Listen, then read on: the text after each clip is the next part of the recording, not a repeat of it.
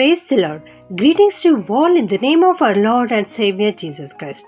Today's Bible verse, Psalms 16 verse 11. Your presence fills me with joy and brings me pleasure forever.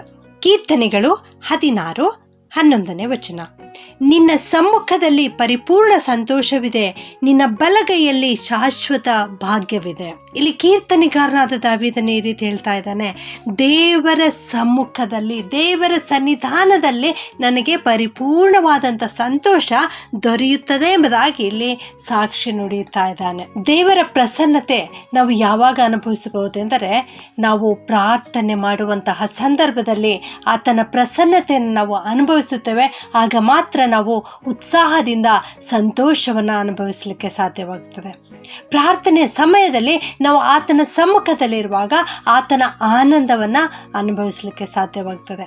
ಆತನ ಪಾದದ ಬಳಿಯಲ್ಲಿ ಕುಳಿತು ಆತನ ವಾಕ್ಯಗಳ ಧ್ಯಾನವನ್ನು ನಾವು ಮಾಡುವಾಗ ಆತನ ಸಂತೋಷದ ರುಚಿಯನ್ನು ಅನುಭವಿಸಲಿಕ್ಕೆ ಸಾಧ್ಯವಾಗ್ತದೆ.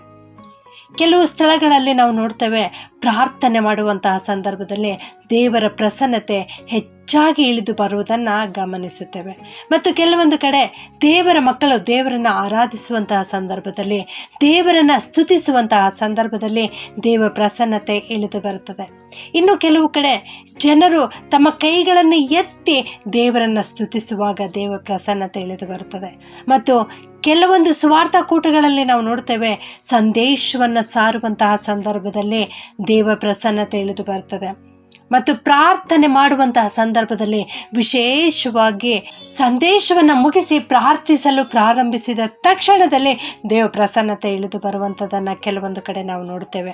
ಅದನ್ನೇ ಇಲ್ಲಿ ಅರಸನಾದ ದಾವೀದನು ದೇವರ ಪ್ರಸನ್ನತೆಯಲ್ಲಿ ನಾನು ಪ್ರಾರ್ಥಿಸಲಿಕ್ಕೆ ಓಡಿ ಹೋಗುತ್ತೇನೆ, ಆ ಪ್ರಾರ್ಥಿಸಲಿಕ್ಕೆ ಹೋಗುವಂಥದ್ದು ನನಗೆ ಒಂದು ಆನಂದಕರವಾದಂತಹ ವಿಷಯವಾಗಿದೆ ಎಂಬುದಾಗಿ ಇಲ್ಲಿ ಅವನು ಹೇಳ್ತಾನೆ.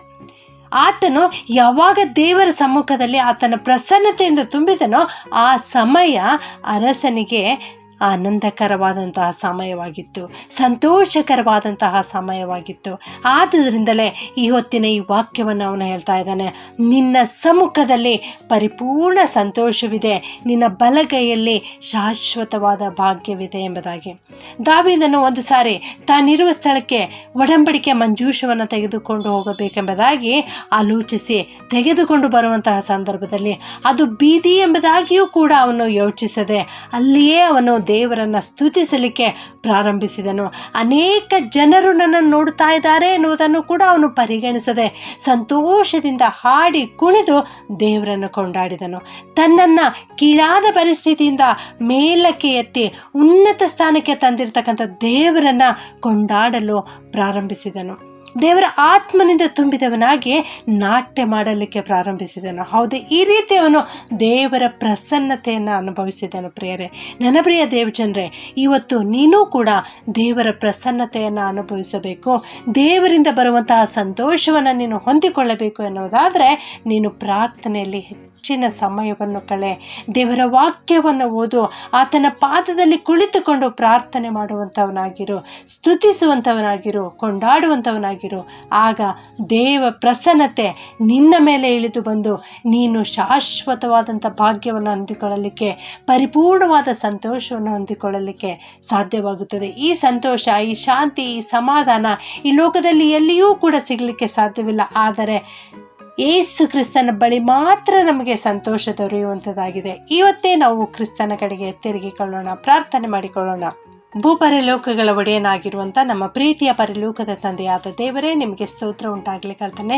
ಅಪ್ಪ, ನಿನ್ನ ಸಮ್ಮುಖದಲ್ಲಿ ಪರಿಪೂರ್ಣವಾದ ಸಂತೋಷವಿದೆ ಎನ್ನುವಂಥ ವಾಕ್ಯವನ್ನು ಇವತ್ತು ನಮಗೆ ಕಲಿಸಿಕೊಟ್ಟಿದ್ದೀರಿ ದೇವ, ಅದಕ್ಕಾಗಿ ನಿಮ್ಮನ್ನು ಕೊಂಡಾಡುತ್ತೇವೆ ಕರ್ತನೆ.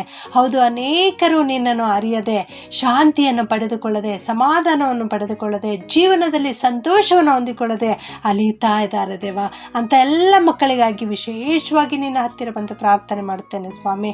ನಿನ್ನ ಸಂತೋಷ ಅವರಿಗೆ ಕೊಡು ಸ್ವಾಮಿ, ನಿನ್ನ ಶಾಂತಿ, ನಿನ್ನ ಸಮಾಧಾನ ಅವರಿಗೆ ಕೊಡು ಸ್ವಾಮಿ. ನಾನು ನಿಮಗೆ ಶಾಂತಿಯನ್ನು ಕೊಡುತ್ತೇನೆ, ಈ ಲೋಕವು ಕೊಡುವಂಥ ಶಾಂತಿ ಅಲ್ಲ, ನನ್ನಲ್ಲಿರುವಂಥ ಶಾಂತಿಯನ್ನು ನಿಮಗೆ ಕೊಡುತ್ತೇನೆ ಎಂಬುದಾಗಿ ಹೇಳಿದಂಥ ದೇವರೇ, ಇವರಿಗೆ ಶಾಂತಿಯನ್ನು ಅನುಗ್ರಹಿಸು, ಸಮಾಧಾನವನ್ನು ಅನುಗ್ರಹಿಸು, ಸಂತೋಷವನ್ನು ಕೊಡು ಕರ್ತನೆ. ಈ ಪ್ರಾರ್ಥನೆಯನ್ನು ಯೇಸುವಿನ ನಾಮದಲ್ಲಿ ಬೇಡುತ್ತೇನೆ ತಂದೆಯೇ, ಆಮೆನ್.